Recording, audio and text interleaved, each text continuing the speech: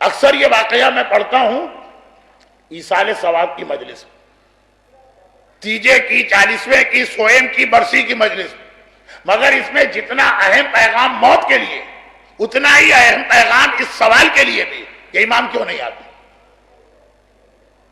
اتنے صاحبان ایمان دنیا میں روزانہ مارے جا رہے ہیں۔ شہدائے کراچی کا واقعہ خود پاکستان کے واقعات میں بھی پہلا نہیں ہے، ایک سلسلہ چلا رہا ہے گزشتہ کئی سالوں سے مسلسل متواتر، اور امام کیوں نہیں آتے؟ ابو ذر کا واقعہ، ابو ذر جن کے اس واقعے کو سمجھنے کے لیے اگر تھوڑا سا آپ کو یہ اندازہ ہو کہ ابو ذر کتنے بڑے، کتنے صاحب عقل ہیں، تو زیادہ مزہ آئے گا۔ وہ پہلی تقریر میں بتا چکا ہوں، پیغمبر نے کہا ابو ذر لقمان امت، یہ میری امت کے لقمان۔ صاحبان عقل میں ابو ذر کو غیر معصومین میں سب سے بڑا رتبہ دیا، وہ ابو ذر۔ ایک وہ جملہ لکھ کے بھیجا تھا اس نوجوان کو جو چکرا گیا، اور ایک یہ جملہ ابو ذر نے کہا۔ ابو ذر کو سزا ملی محبت اہل بیت کے جرم کہ انہیں شہر مدینہ سے باہر نکال دیا جلا وطن، اور پیغمبر نے پہلے ہی کہہ دیا تھا ابو ذر سب کے لیے تقیہ ہے، تمہارے لیے تقیہ نہیں۔ چنانچہ جن حالات میں بلال حبشی اور عمار اور سلمان خاموش رہے، ابو ذر بولے۔ یہ ساری باتیں پرسوں آ گئی ہے، دہرانا نہیں چاہتا۔ ابو ذر نکلے، حاکم نے کہا نکل جاؤ شہر سے، اور کسی شہر میں نہ جانا، جنگل میں چلے گئے۔ صرف ایک معلومات کے لیے ابو ذر اس سے پہلے بھی نکالے گئے تھے، مگر حاکم نے کہا تھا میرے شہر سے نکل جاؤ۔ وہ چلے گئے تھے دمشق، وہ بھی شہر تھا، اور وہاں جا کے جو ابو ذر نے جہاد کیا تو وہ گھبرا گیا، جو کسی سے نہ ڈرا۔ یزید کا باپ حاکم کو خط لکھا، بھائی یہ کیا مصیبت میرے گلے باندھی ہے، اپنا آدمی خود لے لو۔ کیونکہ ابو ذر شام میں جانے کے بعد صرف کردار کے حوالے سے اعتراضات نہیں کیے، عقیدے کی ایسی تعلیم دی کہ آج بھی جنوبی لبنان کا علاقہ شیعت کا سب سے مضبوط گڑھ یہ ابو ذر کی تبلیغات کا نتیجہ۔ یہ جو آج آپ حزب اللہ دیکھتے ہیں، المنار ٹیلی ویژن دیکھتے ہیں، جنوبی لبنان کی اتنی مضبوط شیعت دیکھتے ہیں، ہمارے مجتہدین میں اکثریت جنوبی لبنان کے علاقوں کی جو وہاں رہتے نہیں تھے، حوضہ نجف میں ہے تو وہ یہاں جاتے ہیں۔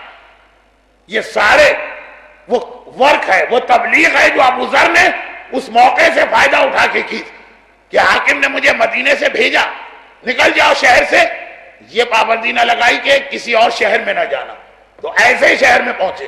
مگر یہ تو پھر ابو ذر کے حالات ہو گئے، اور میں ابو ذر کے حالات نہیں بتا رہا ہوں۔ یہ جملہ میں نے کیوں کہا؟ دودھ کا جلا چھاچھ بھی پھونک پھونک کے پیتا۔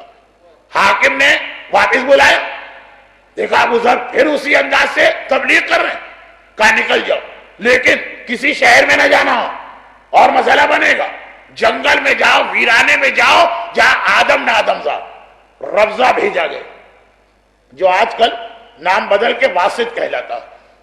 مکے مدینے کا جو پرانا راستہ تھا، 83 تک کے حاجی جس راستے سے جاتے اس میں دو بڑی اہم زیارتیں آتی تھیں جو اب ہم سے چھن گئی کیونکہ نیا راستہ بنا۔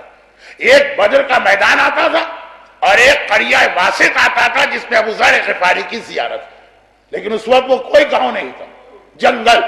ابو ذر گئے، ابو ذر کا بیٹا، جوان بیٹا، اسے بھی زندگی کے مزے لوٹنا، جس کا خود اپنا نام ذر، اس نے باپ کو جاتا دیکھا، وہ چلنے لگا باپ کے ساتھ۔ حاکم نے کہا تم کہاں جا رہے ہو؟ میں نے تم پر پابندی نہیں لگائی، تم چاہے تو یہی رہ سکتے ہو، سزا تمہارے باپ کو دی گئی ہے، تمہیں نہیں۔ غیرت مند بیٹے نے کہا لیکن میں یہ کیسے برداشت کروں کہ جوان بیٹا شہر کے مزے لوٹے اور باپ جنگل میں جا کے مصیبتیں اٹھا؟ میری غیرت برداشت نہیں کرتی ہے کہ میں اپنے باپ کو اکیلے چھوڑوں۔ سزا نہیں ہے لیکن میں بھی یہی جلاوطنی والنٹیری رضاکارانہ طور پہ قبول کرتا ہوں۔ یہ ہوتے ہیں بیٹے اہل بیت کے چاہنے والے۔ آج تو شہر میں بھی باپ ہو تو جوان بیٹے کے پاس وقت نہیں ہے کہ جا کے دیکھے کہ باپ کو ہماری کیا ضرورت ہے، ہم کیا اس کی خدمت کر سکتے ہیں۔ گھر کا سب سے فضول اور بیکار آدمی جو ہے وہ بوڑھے باپ اور بوڑھی ماں کو مانا جاتا. خیر، بہت اہم موضوع، لیکن شاید کل پرسوں آ جائے، آج موقع نہیں. جوان بیٹا گئے. اب جب جوان بیٹا چلا گیا تو گھر اجڑ گئے. بوڑھی بیوی نے کہا کہ پھر میں بھی چلوں گی، اب تو کوئی رہا ہی نہیں. اور ان کی ایک چھوٹی سی 5 سال کی بچی تھی، اب وہ کس کے پاس رہے؟ جلا وطن ابو ذر کو کیا گیا. ابو ذر کی عمر 100 سال سے زیادہ. جوان بیٹے نے کہا 100 سال کا آدمی، شہر میں بھی بیٹے کی مدد کی ضرورت، جنگل میں تو وہ گئے. اور پھر وہاں جا کے وہ عجیب واقعہ پیش آیا جو آج صبح میں مجلس پڑھ رہا تھا جعفری ہاؤس میں. تو ایک حدیث تھی جس میں 6 میں سے میں نے خالی ایک بات بتائی تھی. دوسری بات یہی تھی کہ رسول خدا نے پوچھا تھا فرشتے روتے کب؟ یہی جواب تھا جو ابو ذر کا واقعہ. جوان بیٹا باپ کی مدد کے لیے گئے جنگل، اور وہاں جا کے ہوا کیا؟ جو موت کا اصول. موت کا اصول یہ ہے کہ موت کوئی اصول نہیں مانتی. ساری عقل، ساری منطق، ساری سائنس آپ کی دھری رہ جاتی. بوڑھے زندہ رہتے، جوان مر جاتے. بیمار زندہ رہتے، صحت مند چٹ پٹ منٹوں میں ختم ہو جاتے. وہاں بھی یہی ہوا. دیکھیے، عقل تو کہتی ہے نا پہلے بوڑھا مرے پھر جوان، پہلے بیمار مرے پھر صحت مند. میڈیکل رپورٹ بتاتی ہے کہ یہ آدمی اتنا بیمار ہے کہ 1 ہفتے میں مر جائے گا، اور یہ آدمی اتنا فٹ ہے کہ 20 سال تک تو اس کو کوئی مسئلہ ہی نہیں ہے. وہ 1 ہفتے والا 50 سال مزید زندہ رہا، وہ 20 سال والا 2 دن میں ختم ہو گیا. اب یہ میں ایصال ثواب کی مجلس میں ذرا مزید مثالیں دیتا ہوں. آج ایصال ثواب نہیں ہے، لیکن پراپر معنوں میں ایصال ثواب کی مجلس نہیں. جوان بیٹا مر گیا جو بوڑھے باپ کی مدد کے لیے گیا تھا. مدد تو کیا کرتا، چند دن مدد کی پھر وہ مر گئے. اب اس کا بھی کیا قصور؟ لیکن اس کا مر جانا باپ کے لیے ایک اور مسئلہ لے کے آ گیا. بہت زیادہ ہی لمبی ہو رہی ہے بات، اصل پیغام نہ رہ جائے. میں مختصر کر کے جلدی سے اس کے نتیجے پہ چھلانگ لگا دوں. لیکن یہ ایک جملہ تو کہہ دیا، اس کی وضاحت کرنا. وہ بیٹے کا آنا باپ کے حق میں اور زحمت بن گیا. وہ بیٹا اگر شہر میں مرتا باپ کے ساتھ نہ آتا تو ابو ذر کو اتنی زحمت نہ ہوتی. اب زحمت یہ ہوئی کہ جب کوئی مر جائے تو اس کا غسل، کفن، دفن واجب کفائی، جو وہاں ہے اس کے لیے واجب ہے. ابو ذر کو اپنے بیٹے کو غسل بھی اپنے ہاتھ سے دینا، جنگل میں کوئی ہے ہی نہیں. کفن بھی اپنے ہاتھ سے پہنانا. ہمارے یہاں کفن پہنانے کے لیے 3 سے 4 آدمیوں کی مدد چاہیے ہوتی ہے، تب کفن دیا جاتا. غسل میت دینے کے لیے 5 جوان نوجوان کھڑے ہوتے ہیں، تب میت کو غسل دیا جاتا. اور بوڑھے ابو ذر کو یہ سارے کام اکیلے کرنا پڑ رہے ہیں، کیونکہ مسئلہ یہ ہے کہ عورت مرد کو غسل نہیں دے سکتی چاہے ماں ہی کیوں نہ ہو. صرف ایک ایکسیپشن ہے شوہر بیوی کا، جو شہزادی اور مولا کے واقعے کی وجہ سے طے شدہ روایت، باقی اجازت نہیں. اچھا ایک بات یاد رکھیے گا، غسل میت تنخواہ دار آدمی سے کرانا حرام ہے. اگر وہ تنخواہ کی وجہ سے غسل دے رہا ہے تو حرام، کیونکہ غسل میت میں قصد قربت ضروری ہے کہ میں اللہ کی قربت کے لیے یہ کام کر رہا ہوں، پیسے کے لیے نہیں. تو کراچی میں تو ماشاءاللہ کئی جگہ آپ کو ملے گا کہ کوئی غسالہ نہیں ہوتا ہے امام باڑوں. والنٹیئرز کی ٹیمیں ہیں، یہ بھی نیکی کا ایک کام. 10-12 مرد 10-12 بچیاں، کوئی مر گیا ان کو فون کیا جاتا ہے، 4-5 تو آ ہی جاتے ہیں. اور امید ہے کہ یہ یہاں بھی یہی سسٹم ہوگا. تو خلاصہ یہ کہ یہ ٹھیک. اب آئیے مشکل ترین مرحلہ. باقی سب تو کسی طرح ہو گیا، بیٹے کو دفن بھی کرنا ہے. جنگل میں ہے، قبرستان نہیں ہے، کوئی قبر تیار نہیں ہے. اپنے ہاتھوں سے کدال اٹھا کے بوڑھے باپ کو پوری قبر کھودنا ہے، اور پھر جوان کو ہاتھوں میں لے کے قبر میں اتارنا ہے. یہ آسان بات نہیں ہے. جوان جو ہے وہ تھک ہار جائیں. ہمیں تو قبرستان میں قبریں تیار ملتی ہیں، اس کے باوجود میت اتارنے میں 3-4 آدمیوں کی مدد چاہیے ہوتی. ابو ذر کو قبر بھی خود کھودنا پڑی. ہمارے یہاں بھی اگر کسی بوڑھے باپ کا جوان بیٹا مر جائے تو اس پر قیامت گزرتی ہے، قیامت، لیکن لوگ کونے میں بٹھا دیتے. تسلی اور پرسہ دیتے ہیں، باقی لوگ آ کے کوئی غسل، کوئی کفن، کوئی نماز کا انتظام، کوئی قبرستان کا انتظام. ابو ذر کوئی سارے کام خود کرنا پڑ رہا ہے.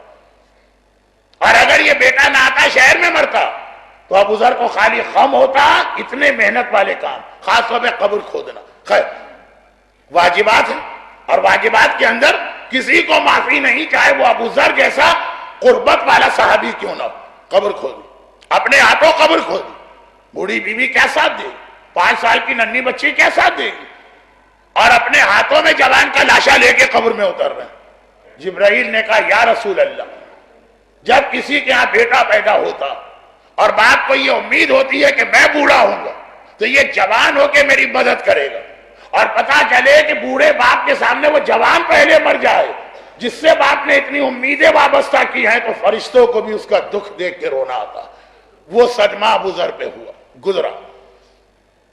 لیکن واجبات تو انجام دینا ہی دینا تھے، صدمہ ہو کہ غم ہو کہ کچھ. قبر میں اتار کے باہر آئے.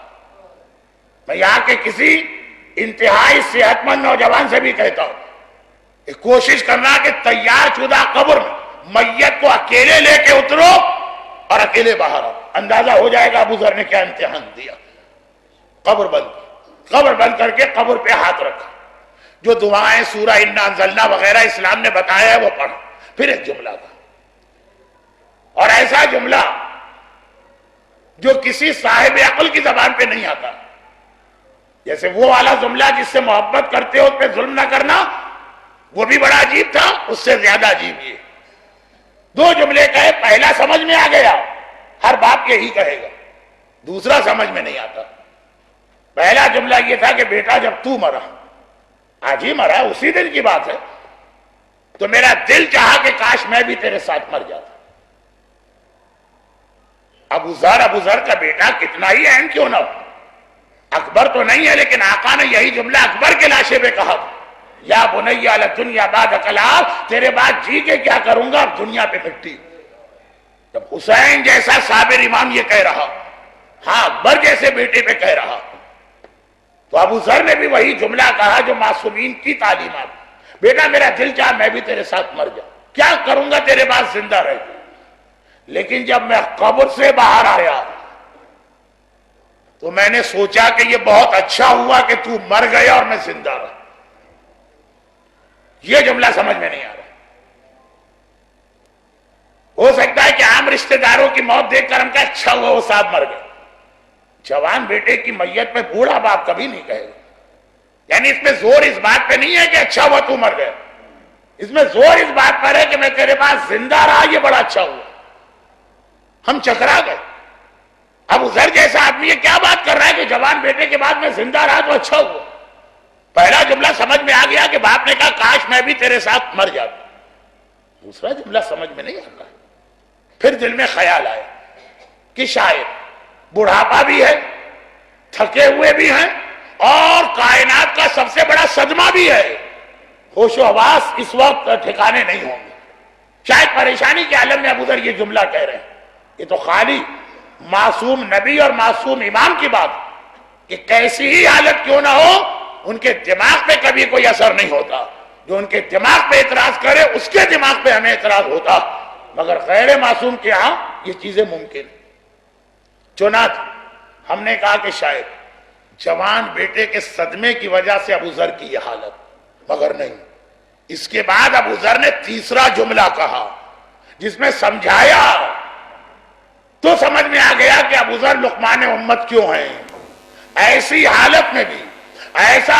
لیکن جب میں قبر میں اترا اور میں نے قبر کی تنگ اور تاریک کوٹری کو دیکھا اور یہ خیال کیا کہ ابھی اس کی دیواریں آگے بڑھ کے تجھے اپنے درمیان لے کے دبائیں گی، فشار قبر کا عذاب آئے گا، منکر و نکیر کے سوال جواب ہوں گے، قیامت تک اس قبر کے اندھیرے میں، قیامت تک اس قبر کی گرمی میں، قیامت تک اس گھر کی تنہائی میں تجھے رہنا ہے. یہ نہج البلاغہ میں میرا مولا کا جملہ. قبرستان سے گزر رہے ہیں تو مردوں سے کہہ رہے یا اہل التربہ و یا اہل الغربہ و یا اہل الواشا، اے مٹی پہ رہنے والوں، اکیلے رہنے والوں، یا اہل ظلم اندھیرے میں رہنے والوں. ابو ذر کہہ رہے جب میں نے یہ دیکھا تو میں نے سوچا اچھا ہوا کہ اللہ نے مجھے موت نہیں دی، کیونکہ اگر میں تیرے ساتھ مر جاتا تو تجھے کیا فائدہ ہو؟ بھئی ایک آدمی مر گئے، اس کے ساتھ 500 مر جائیں، 5000 مر، 50,000 مر جائیں تو اسے کیا ملے؟ اور کوئی نہ مرے، وہ اکیلا مرے تو اس کا کیا نقصان ہے؟ یہ مصر کے فرعون ہوتے تھے، مرتے تھے تو 50 کنیزیں ساتھ میں زندہ دفن کر دی جاتی تھی۔ یہ چنگیز خان اور ہلاکو خان کی قوم کا رواج تھا۔ اسلام میں تو یہ اٹھ پٹانگ بات کی گنجائش ہی نہیں۔ بھئی چلے ہم نے دفن بھی کر دیا بیٹے کے ساتھ باپ کو، تو بیٹے کو کیا فائدہ ملا اگر باپ اس کے ساتھ قبر میں آ گیا؟ میں مر جاتا تجھے کیا ملتا؟ لیکن میں زندہ رہا تو کم از کم اتنا تو ہوا کہ اب جب قبر میں نے دیکھی ہے تو مجھے خیال آیا کہ میرا بیٹا میری مدد کا کتنا محتاج ہے۔ میں زندہ رہ کر تیری قضا نمازیں پڑھ سکتا ہوں، میں زندہ رہ کر تیرے قضا روزے رکھ سکتا ہوں، میں زندہ رہ کر تیرے واجبات ادا کر سکتا ہوں، میں زندہ رہ کر تیری جانب سے توبہ کر سکتا ہوں۔ یہ جملے میرے ہیں۔ ابو ذر کے بیٹے نے کون سی نماز قضا کی ہوگی، کون سا روزہ چھوڑا ہوگا، لیکن خلاصہ یہ ہے کہ اگر میں تیرے بعد زندہ رہ کر خالی ایک فاتحہ بھی پڑھ پایا تب بھی تجھے فائدہ ملے گا۔ میرا مرنا تیرے کس کام آئے گا؟ میرا زندہ رہنا تیرے کام آیا تو اچھا ہوا میں تیرے ساتھ نہیں مرا۔ اور پھر قبر دیکھ کر مجھے یہ اور یاد آ گیا۔ اب یہ ابو ذر اپنے لیے نہیں کہہ رہے، بظاہر اپنے لیے کہہ رہے، اور یاد آ گیا کہ ایک دن مجھے بھی اس قبر میں جانا ہے تو میں پہلے سے تیاری کر لوں قبر میں جانے کی۔ بیٹا اگر میں تیرے ساتھ مر جاتا جو یہ آج کی حالت ہے اسی پہ فیصلہ ہوتا، زندہ رہا تو کچھ نئے واجبات، کچھ نئے حرام، کچھ نئی کچھ شریعت کے کچھ نئے احکامات، کچھ توبہ، کچھ استغفار ہو جائے۔ اور یہ میری تیسری مجلس کا آخری جملہ نہیں، ابھی بہت باقی ہے۔ خلاصہ یہ کہ جتنی مجلسیں لاہور میں اس سال آپ نے سنی، مایوس نہ ہوئی، پریشان نہ ہوئی، کیونکہ ہم اس خدا کا تذکرہ کر رہے ہیں جو سری اور رضا ہے۔ غلطی مانے، اپنے آپ کو بدلنے کا ارادہ کریں اور بس دیکھیے گا کہ کتنی رحمت خدا نازل ہو رہی ہے۔ ان مجالس کا مقصد خالی یہ احساس دلانا کہ کیا ہم سے غلطیاں ہو رہی ہیں وہ پتہ چلے تو توبہ کریں، ہمیں پتہ ہی نہیں چلا ہم کیا غلطی کریں تو توبہ کس بات کی کریں۔ اور یہی ابو ذر نے کہا، قبر میں جا کے اندازہ ہوا۔ ابو ذر مولا کا صحابی، ابو ذر کو موت بھی یاد ہے اور قبر کا بھی اندازہ۔ پیغام ہمارے اور آپ کے لیے، جو کام ابو ذر قبر سے لے رہے ہیں وہی کام میں ممبر سے کرنے کی کوشش کر رہا ہوں۔ یہ مایوس نہیں کر رہا کہ آپ بے ایمان، آپ بے اسلام، آپ اس سے نکلے، آپ اس سے نکلے۔ بتا رہا ہوں وہ غلطیاں کیا ہیں جس کی وجہ سے اسلام کا کلمہ پڑھ کے ہم اسلام سے نکل جاتے ہیں، ایمان کا دعویٰ کر کے ایمان سے نکل جاتے ہیں۔